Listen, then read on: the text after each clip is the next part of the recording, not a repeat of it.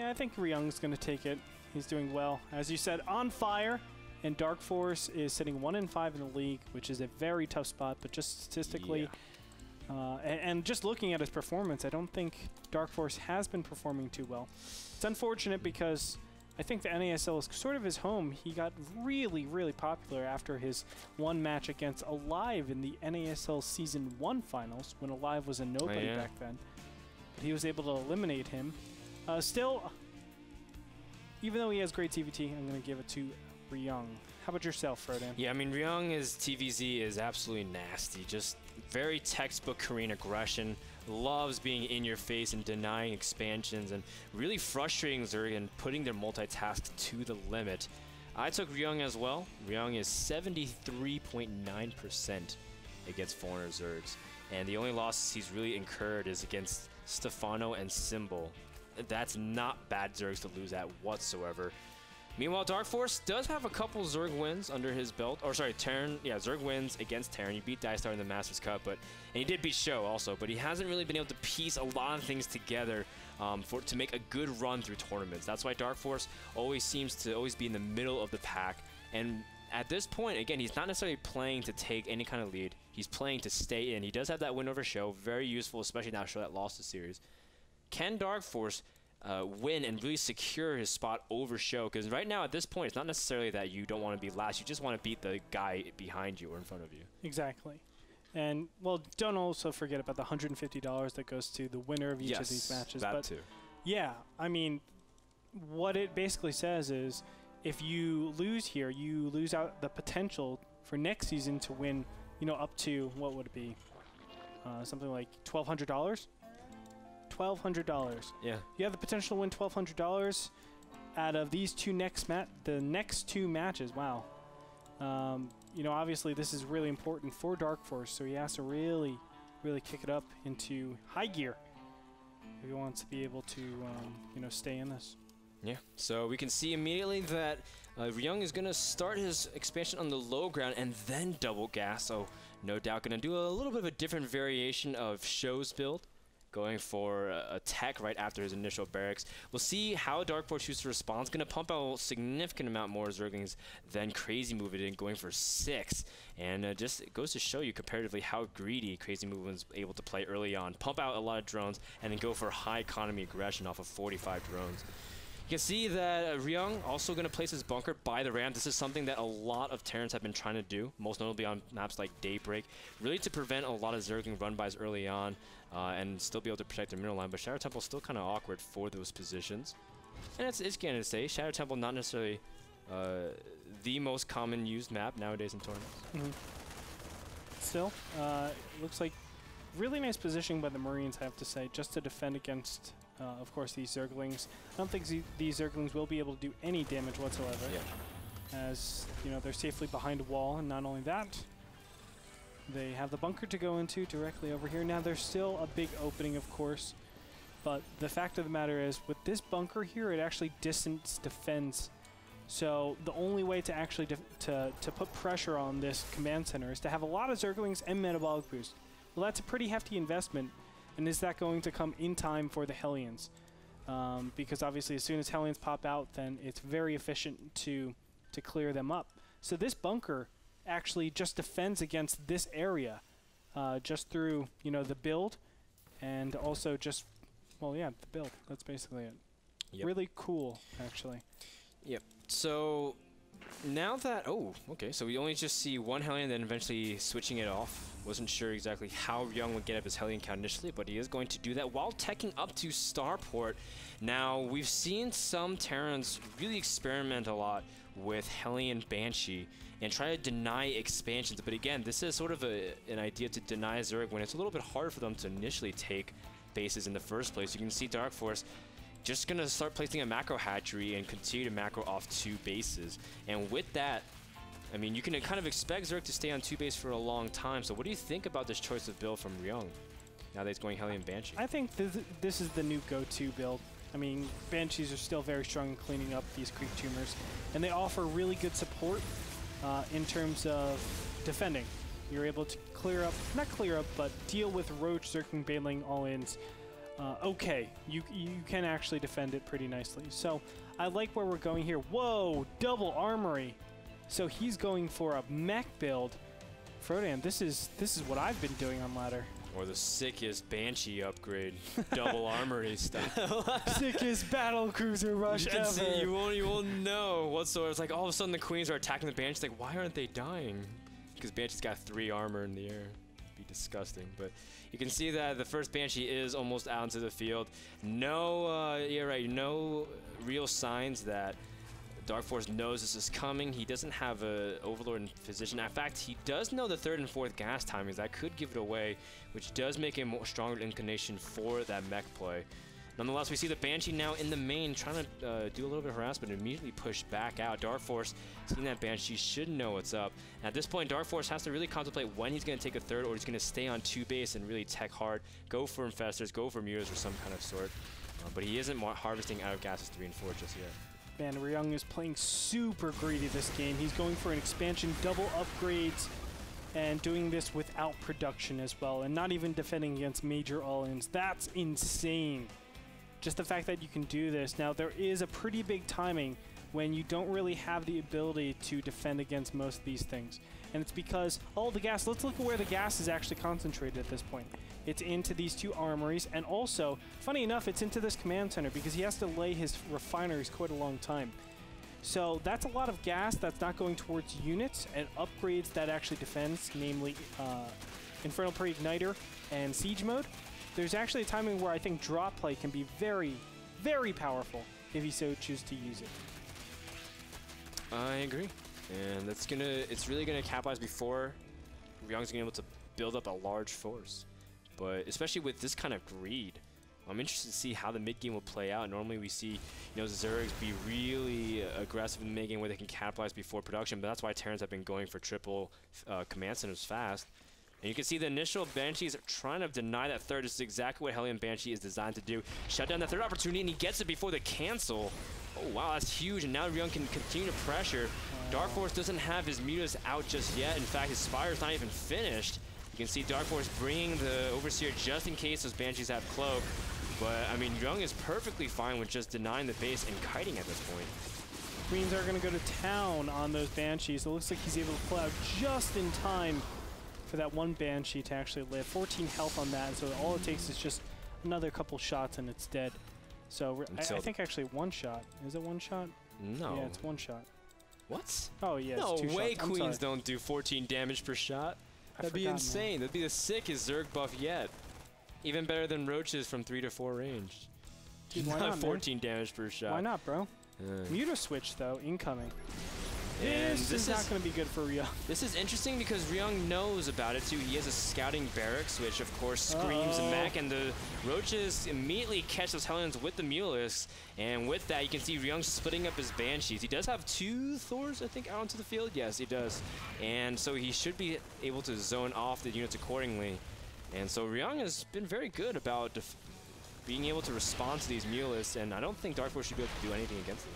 Especially with the upgrades. Don't forget about that. +1/1 already. Darkforce is looking at 1-0-1-0 for both his Roaches and his Zerglings, so it's still not bad, but don't forget his economy isn't that good. But I like the decision that we have over here. Roaches and Zerglings out in the field. Now you might say, no, this is really tough because he doesn't have his 3rd base economy, but remember, his opponent invested so much into his upgrades. You have to punish your opponent for doing that. And the way you do it is just spread out your opponent so it's hard to defend all these different areas. And you can do a lot of work in that fashion. Because upgrades are only worth it en masse, and if you force the army to split up, they're not nearly as effective. And you can see the Thors are trying to get position to hit the Mutas, but they're getting surrounded immediately. 1 Thor is about to drop, and you can see the Banshees also trying to work onto the Roaches. Can Ryung hold on to this? This is a critical time. If Ryung can hold this off, he should be good for the rest of the game, but the Zerglings are catching the Thors. 3 Thors drop, and there's only 1 Thor left to answer against the Mutas. Darkforce able to really reduce the amount of units from Ryung. Ryung forced to lift off at least for just a moment. You can see with more reinforcements though, it might be just enough as Ryung is sending his SVs back to mine. And with that, the upgrade advantage 2-2 is about to kick in, which will be bad news bears for our Zerg player. And beautiful, he was able to actually saturate his 3rd base a little bit over here. but he has resupplied in mutas. That's so beautiful because think of what's just happened. He took out a lot of the Thors, so a lot of the gas concentration is again going into additional Thors. Now with 2-2, he will be able to stabilize a little bit better because mutas will be two-shotted and killed that way, but what it does, it forces a really tough position for Ryung. He can't get siege tanks, which are the natural counter to roaches. Yes, and we see that immediately that Darkforce is going to go for another run by at the third. Ryung just going to pull his CV's calming, trying to see if he can deal with it. The Muse are flying straight into the Thors, trying to see if he can target down some of the units, specifically aiming at the Hellions, but taking a huge amount of volley damage from Thors, which get a huge buff to damage, especially because it's 4 missile attacks per attack. Yeah. And so it's a lot of damage you can't incur, especially with 0-0 mutas. It's two-shotted, man. Yeah. It's so nice. Now, I think Darkforce is trying to attack into the same area too many times. Look at the main. I think that should definitely be taken advantage of. Look at the natural, of course. This should be taken advantage of. You can have your units positioned in a place where it can defend both areas very efficiently. Thors are very slow, and Hellions will go ahead of the pack, so you will be able to take some of them off. So go into the natural, poke at it, kill some supply depots, back out, go for the third base, keep doing it, have these multi-pronged aggressions. That's why I said dropping, I think, would have been much, much stronger in terms of a position game. This is an insanely strong army composition against Muta Ling, and you can see more Roaches are on the field for Darkforce. And, you know, now Darkforce does have his 4th base, which is a good thing to do. Sometimes we see Zergs really try to double expand on Shadow Temple as an attempt to really catch up an economy normally from their delayed 3rd. And you can see Darkforce really trying to get up that drone count initially very high up and then take a break. Now at 75 compared to 62, pretty healthy count. By the mid game, but still wants to get a little bit more. At this point, trying to get his Greater Spire out into the field so he can eventually go for Broodlords, the huge enemy of Mech, because Broodlords really, there's no answer from Mech unless you go for Vikings. And of course, with that, Ryung's going to try to move. You can hit a timing before Broodlords come into effect and shut down Zerg play. And I love this play. See how many Thors are out here? This is a big problem for Terran, actually. You don't want to be pushing out with Thors like this. If you do, you want to do Thor, Hellion, and push out immediately. Start trying to trade, because this is a big problem in that you had to wait for so many siege tanks to actually pop up here to deal with the Roaches efficiently. But now that you know your opponent is waiting for those siege tanks, then just go to Broodlords. It's a really safe way because they're thinking, okay, I can't really engage if I don't have siege tanks. And just by that, you don't have to go Roaches because the threat of Roaches is enough to stall your opponent. That's why I always think that you should do some sort of pressure with these Thors and Hellions and make sure that they are going Roaches. And that way you can, you know, stockpile a lot of their supply into this, I would say, inefficient supply. Well, we'll see how things turn out. You can see that Ryung moving closer and closer to the army of Zerg. 2 Broodlords, nope, 3 in production for Darkforce, but he can't make any more. He is supply blocked at a pretty critical time. A few Broodlords could make all the difference in the upcoming battle. You can see Ryung trying to just claim back some of that map dominance and really force Darkforce into an awkward position. The scan also reveals the Broodlord or Corruptor slightly, which should give him a hint about Broodlords. And with that, you can see immediately trying to get a little bit more starport power out so he can pump out those Vikings. Yeah, he did see it a while ago, actually like a minute ago, so he does know the Broodlords are already out. That tech is already out. It's very important that he actually gets upgrades for this, though. He's getting Carapace as we speak. That's okay. Look at this. A couple of trades with these Roaches. I agree with this. He's just trading out Roaches for Broodlords, which are obviously really good. And from there, just going to try to make this immovable army that can basically take out any Thor composition possible. And so, with the Vikings production, you can see +3 about to kick in as well for the mechanized army, giving him a lot of ferocity behind that. You can see Darkforce now also trying to get his upgrades in line. +1 flyer carapace, +3 missiles, and +2 melee So you can see both players really trying to sit back and make sure that when they engage, their army is as strong as possible. But for now, we see that there's a limited number of infestors out into the field. You can see Darkforce trying to get a couple more out. But infestors also sometimes seem to be a strong answer, especially if you can narrow parasite the army and really force things out of position with the Broodlords. And so this is going to come down to a great amount of positioning and setup before the next battle happens. Yeah, I agree. So, I mean, right now I think there's a development advantage for Darkforce, though. I do want to mention that. Army tab is looking pretty similar. A little bit advantaged for the Terran player. And let me go ahead and look at the investment. So it looks like the Broodlords do make up more for Darkforce's army. We'll see if this actually matters. I think Darkforce is in a better position, but it is difficult to tell with so many Thors out. Still, Thors aren't as effective. And if you want to use them as anti-air, you need a ton of SCVs to help out, because the SCVs will actually surround the Thors, making the Broodlings a little bit harder to actually attack the Thors. And additionally, of course, they will help in repairing. Ooh, man, that's a lot of punch behind those Thors and Vikings in terms of range. You can see immediately, again, another attempt to kind of run by and draw attention away from the main army. As you can see, Ryung is now going to slightly slow push his way into it. You can see the first initial volleys from the Broodlords really trying to zone out the army, and the Hellions also trying to see if they can protect. The Banes are rolling in immediately. Ryung not cutting back with his Hellions, taking huge damage, but it may not even matter. As you can see, a lot of supply from Ryung was committed to that attack. And right now, you can see +1 about to finish for his Vikings as well, giving him some key air dominance. And at this point, the more Vikings that come out will be harder for Darkforce to engage. Still, Darkforce isn't actually remaking Broodlords. This is weird. Units tab is showing only 6 Broodlords out. This is very weird, actually. So what he's trying to do is take complete control in the air, but he has such a huge dominance on it as it speaks. 19 Corruptors out on the field with those infestors. I don't think he really has to worry about that Viking count. He has to worry about that Broodlord count. Yeah, the Broodlords are not that numerous. There's only a few left. The Queen's trying to see if they can transfuse, and Ryung immediately push back. Darkforce able to really swarm. Look at how many Corruptors there are. There are 24, so nothing in the air will survive. Infestors trying to see if they can run in front. Needs to kind of call them back before they end up dropping. Darkforce does manage to land a couple of fungals. And you can see Ryung immediately resupplying with 4 Thors and 3 Vikings, really committing to this. Now, this is an interesting point because I don't think Darkforce can even really push into Terran either. He can. He needs more Broodlords, for sure. He needs more Broodlords. Not only that, Ryung is actually kind of messing this up with the SCVs. He's not actually making these expendable SCVs repair.